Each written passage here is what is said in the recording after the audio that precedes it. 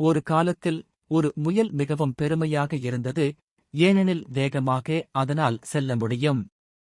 மெதுவாகச் செல்லும் ஆமையைப் பார்த்து தற்பெருமை கொள்ளும், அது ஒருபோதும் நிலைக்காது. அப்பொழுது முயல் கூறியது, "நீ ரொம்ப மெதுவாக நடக்கிறாய்" என்று முயல் எப்போதும் சொல்லும். "உன்னை ஓட வைக்க ஒரு பந்தயம் நடத்துவோம்."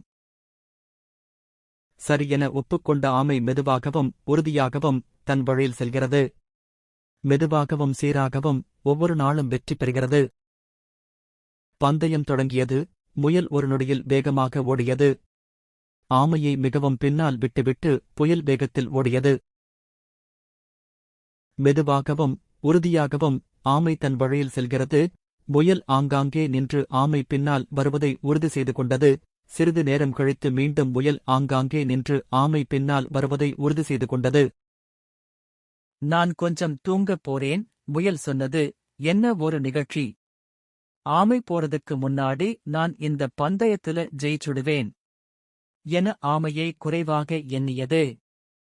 முயல் தூங்கிக் கொண்டிருந்தபோது ஆமை ஓயவில்லை, ஊர்ந்து சென்றது. அமைதியான மற்றும் நிம்மதியாக தூங்கிக் கொண்டிருந்த முயலை கடந்து முன்னோக்கிச் சென்றது.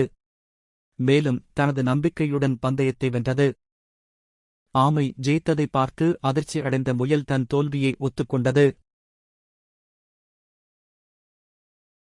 தம்மை விட மற்றவர் ஜெயிக்க முடியாது என குறைவாக மதிப்பீடு செய்ததை எண்ணி வருந்தியது. பிறகு இருவரும் நண்பர்களாக அன்று முதல் வாழத் தொடங்கினர். கதையின் நீதி: மெதுவாகவும் உறுதியாகவும் ஆமை ஓடியதால் பந்தயத்தில் வெற்றி பெறுகிறது.